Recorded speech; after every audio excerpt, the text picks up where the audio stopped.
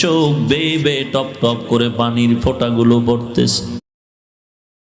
ইউসুফ আলাইহিস সালাম মিশরের মধ্যে বসে অর্থ মন্ত্রণালয়ের দায়িত্ব নিয়ে দুর্ভিক্ষের সময় মানুষের খানা দেয়, লাইনে দাঁড় করায়, মেপে মেপে কর্মচারীরা খানা দেয়। লাইনে দাঁড়ানো একটা যুবক, ওই যুবকের হাতে কোনো ব্যাগ নাই, কোনো পাত্র নাই।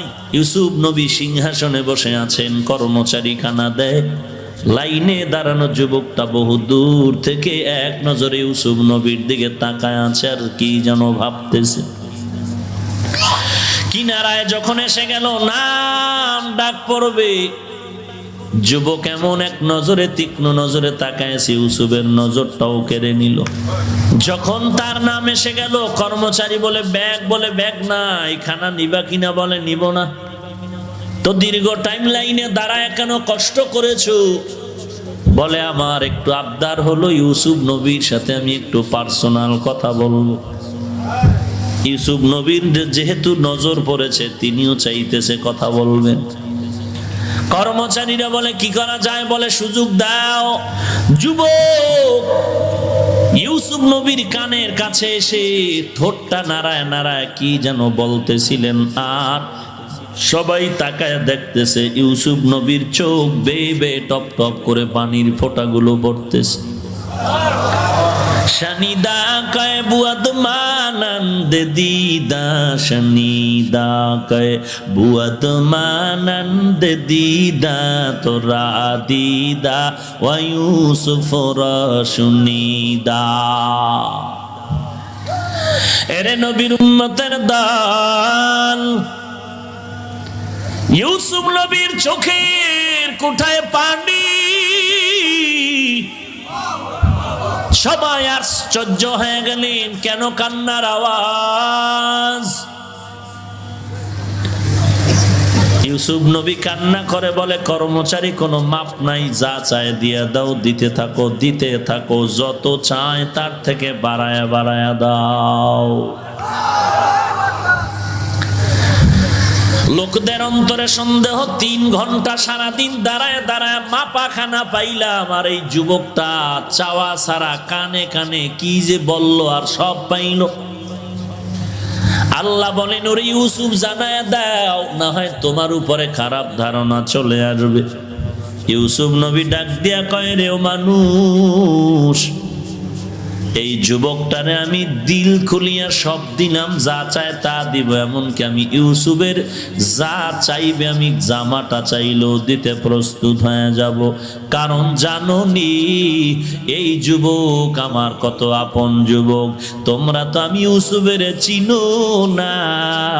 আজকে আমি অর্থমন্ত্রী হয়ে মন্ত্রণালয়ের দায়িত্বে বসে গেলাম, কিন্তু আমার করুণ ইতিহাস যদি জানো, চোখে পানি ধরে রাখা যাবে না। আমাকে তোমরা চিনো না, আমি কোন দেশের সন্তান।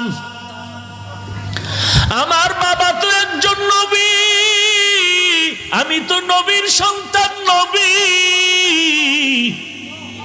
আমার বাবা একজন নবী, আমার এমন করুণ অবস্থা হয়ে গেল। আমার মা আমার ভাই বিনিয়ামিনকে 1 বছরের মাথায় গর্ভধারণ করার কারণে আম্মা জান ইন্তেকাল হয়ে গেল।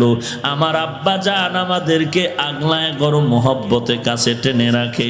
আব্বা জান আমার দিকে নজরটা বেশি দিয়া রেখেছে। আমার 10টা ভাই আমার বাবার এই মায়ার নজরটা সহ্য করতে পারলো না।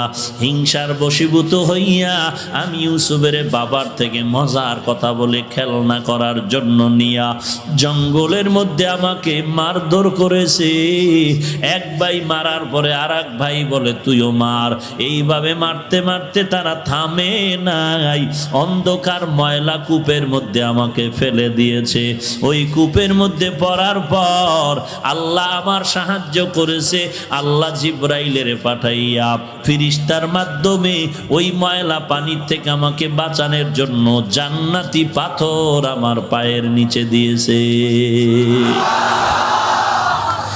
ওখান থেকে আবার আল্লাহ তাআলার কুদরতি সাহায্যে আমাকে ব্যবসায়ীরা উঠায়, ওখান থেকে আমার ভাইয়েরা আমাকে বিক্রি করে দেয়। ওই বিক্রির পরে মিশরে আসার পরে আমার শরীরের ওজন বরাবর স্বর্ণ পরিমাণ টাকা দিয়া মিশরের প্রধানমন্ত্রীর স্ত্রী জুলাইখা আমারে কিনে নেয়। ঘরের মধ্যে নিয়া আমার চেহারার যৌবনের পাগলামিতে পড়ে জুলাইখা উল্টা পাল্টা ব্যবহারের জন্য যখন সাকসেস হতে পারে না, আমার বিরুদ্ধে অপবাদ দিয়া আমাকে জেলখানায় ঢুকায় দিয়েছে। ওই জেলখানার থেকে আমি বের হইয়া বাদশার স্বপ্নের ব্যাখ্যা দিতে গিয়ে আমি আজ এই সম্মানের জায়গায় বসলাম। তোরা জানো না আমার বাবা আমার জন্য কান্না করে করে অন্ধ হয়ে গেছে। আমার বাবায় তালাশ করে আমার ইউসুফ কই, আর আমি ইউসুফও কান্না করি আমার বাবার চেহারা এখনো দেখতে পারলাম না। আর আমার জুলাইখা আমার বিরুদ্ধে যখন অপবাদ দেয়, দরজায় তালা লাগাইয়া আমার সাথে অপকর্মের প্রস্তাব দিল, আমি আল্লাহর কাছে কান্না করে বললাম, ও মাওলা তুমি সাহায্যের হাত বাড়ায় দাও। দরজায় ধাক্কা দিলাম, সব দরজার তালা আল্লাহ কুদরতি ভাবে খুলে দিলেন। আমি নিচের মধ্যে দাঁড়ায় গেলাম, দেখি জুলাইখার স্বামী প্রধানমন্ত্রীর সামনে দাঁড়ানো। জুলাইখা আমার বিরুদ্ধে অপবাদ দেয় আমি নাকি জুলাইখার সাথে উল্টা পাল্টা ব্যবহার করেছি। তখন আমার কেউ নাই, আমি তখন বলেছিলাম সব দোষ জুলাইখার, আমি ইউসুফের কোনো দোষ নাই। জুলাইখার স্বামী বলল, ইউসুফ তুমি সত্য যে তার প্রমাণ দাও। আমার তখন প্রমাণ দেওয়ার কিছুই নাই। আল্লাহ তাআলা আমার আহালের একটা মহিলা আমার ওই দ্বার দিয়া যাইতেছিল, বাদশার পরিচিত ওই মহিলার কোলে একটা শিশু বাচ্চা ছিল। ওই বাচ্চা আল্লাহ আমাকে ইশারা করে বললেন, ওই দুধের বাচ্চারে সাক্ষী বানায়া দাও, এই বাচ্চা তোমার পক্ষে সাক্ষী দিবে। আমি যখন ইশারা করলাম, বাচ্চা যখন বাচ্চাকে জিজ্ঞাসা করলো, ও বাচ্চাটা বলে দাও ইউসুফ দোষী না জুলাইখা দোষী। বাচ্চাটা মায়ের কোলে থাইকা এমন একটা স্কেল দিয়ে দিল, যেই স্কেলের মাধ্যমে আমি বেঁচে গেলাম, জুলাইখা দোষী প্রমাণিত হয়ে গেল। ওই দিনের শিশু আমার মারাত্মক অপবাদ থেকে যে পবিত্রতার ঘোষণা দিয়া বাঁচাইল, ওই দিনের শিশু আজকের এই যুবক।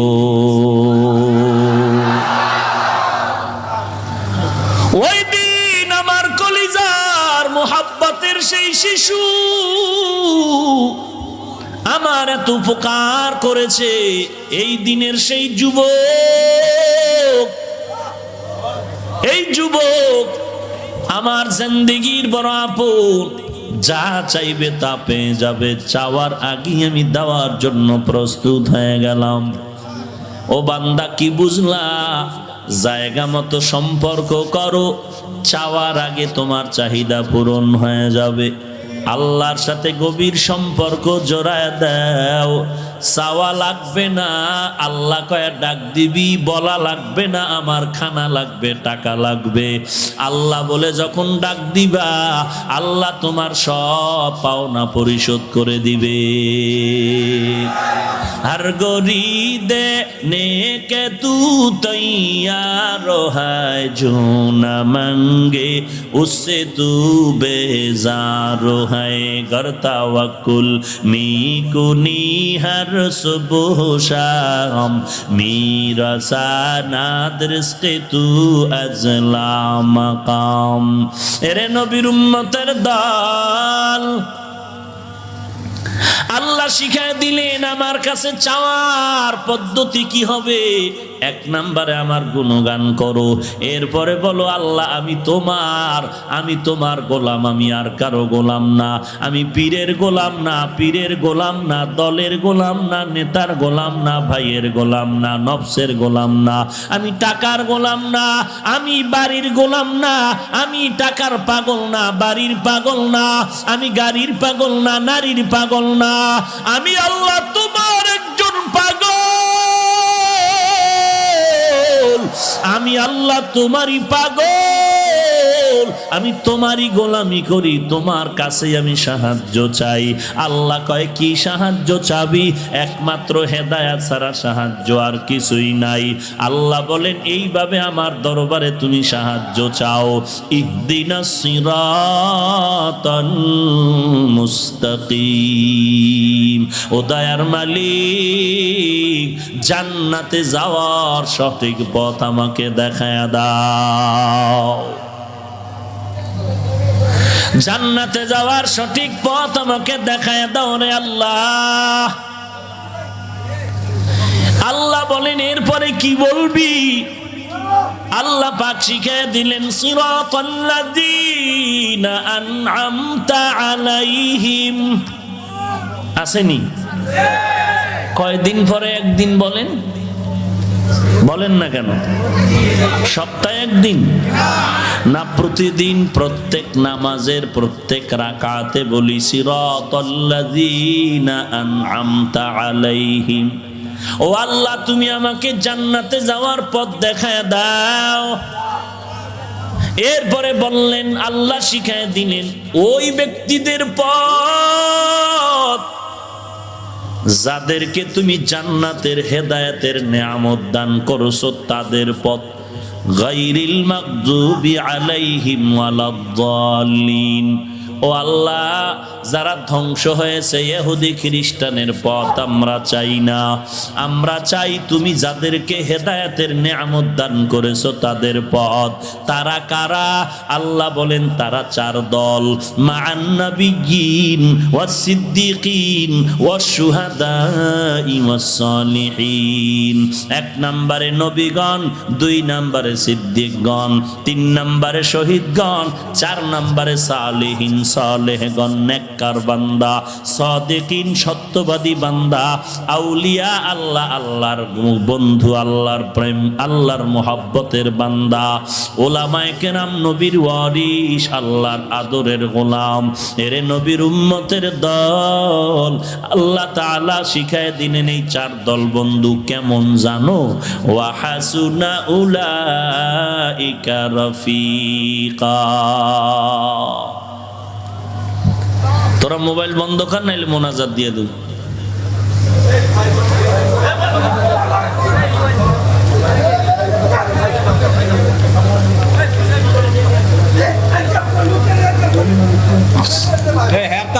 আপনারা কেউ ধরেন না। আল্লাহ আল্লাহ তাআলা বলেন এই চার দল বন্ধু তোদের কত আপন জানো? আল্লাহ বলেন ওয়া হাসুনা উলাইকা রফিকা। আল্লাহ বলেন এই পথিকগুলো জান্নাতের কত সুন্দর, তোমাদের বন্ধু। সর্বশেষ যেই বন্ধুদের কথা আল্লাহ বললেন তারা হলেন সালিহিন, নেককার। এদেরকেই আল্লাহ কোরআনের আরেক আয়াতে বলেন তারা সাদিকিন, সত্যবাদী। এদেরকেই আল্লাহ কোরআনের আরেক আয়াতে বলেন আউলিয়া আল্লাহ, এরা আল্লাহ। এদেরকেই আল্লাহ বলেন এরা হলো উলামা। তো উলামাদেরকে দেখে দেখে তোমরা আমল করো। এরে আল্লাহর গোলাম, আমরা গোলামি করব, আল্লাহর তরিকা মানব, নবীর।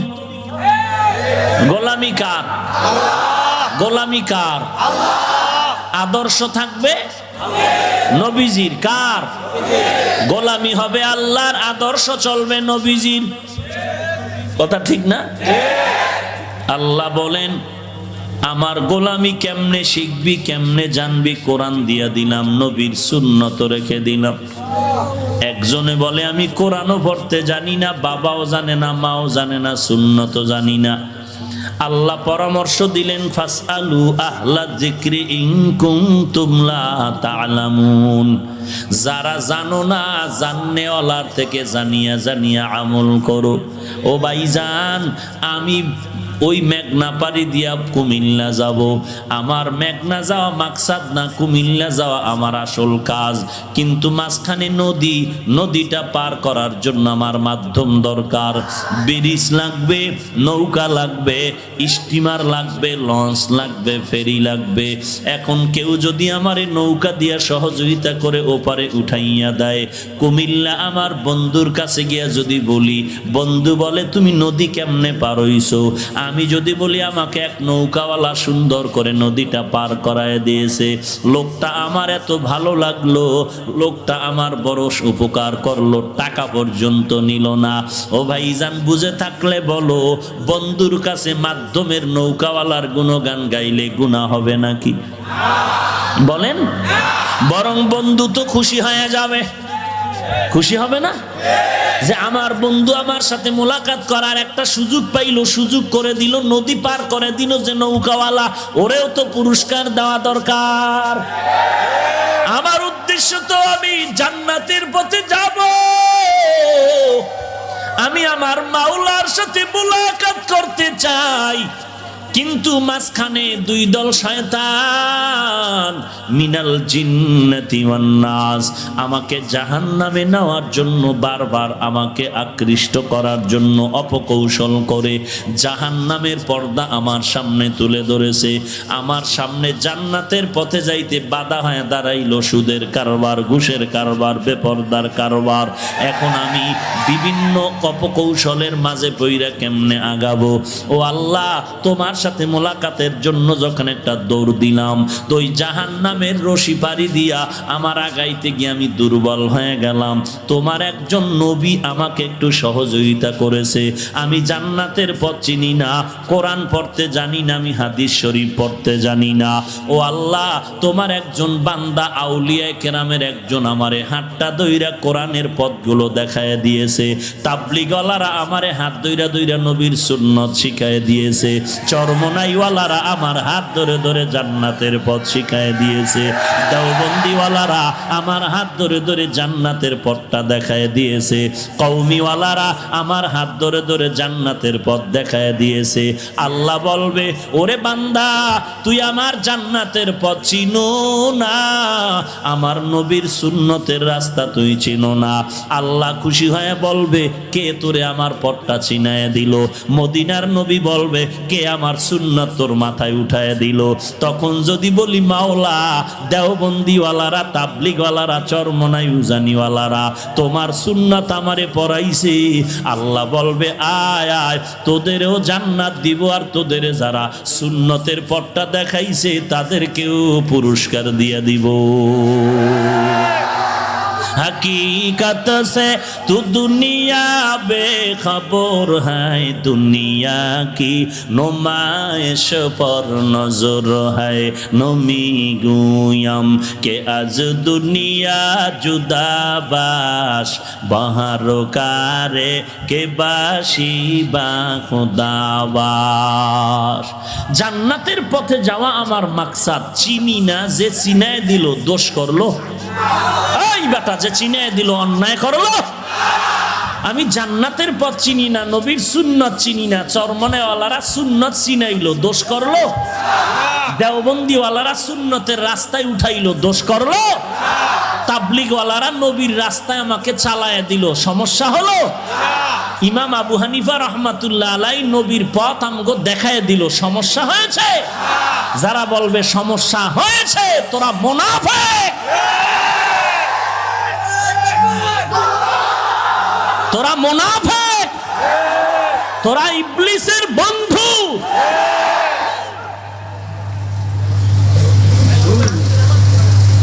ইয়া আইয়ুহাল্লাযীনা আমানুত্তাকুল্লাহ আকুলু কাওলান সাদীদা। আল্লাহ বলেন, আমাকে ভয় কর। কাকে? हर के दारत खौफ हक दर दिल मदाम जन्नतुल मअवा देहत उरा मकाम जुज़्ब हक ची जे मखाज इंसुजा फजले उ मस्ते दर जुमला जहा। খারাপ লাগে? মাযহাব লাগবে, আউলিয়া কেরাম লাগবে, ওলামায়ে কেরাম লাগবে, হ্যাঁ? মা বাবায় বড় বানাইলো, খানা নাই ঘুম নাই, নিজে না খায় সন্তানরে খাওয়াইলো, নিজে না ঘুমায় সন্তানরে ঘুম পাড়াইলো, নিজে ধরে ধরে আমাকে হাঁটা শিখাইলো, বাথরুম শিখাইলো। ওই মা ওই বাবা আমাকে এত কষ্ট করে করে করে করে বড় বানাইলো। এখন বড় হওয়ার পর সন্তান যদি চিল্লায় বলে আমার মা লাগে না, আমার বাবা লাগে না, আমি মা চিনি না, আমার বাবাকেও চিনি না, এলাকার সবাই বলবে তোর মতো কুলাঙ্গার জমিনে আর কেউ না। আমি হাফিজুর রহমান, এই চেয়ারে বসার কোনো যোগ্যতা ছিল না।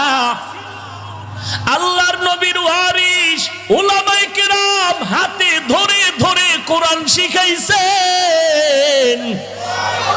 ওলামায়ে কেরামের মাধ্যমে কোরআন শিখলাম, হাদিস শিখলাম, নবী চিনলাম, আল্লাহ চিনলাম, পশ্চিম চিনলাম, নামাজ শিখলাম, কালেমা শিখলাম।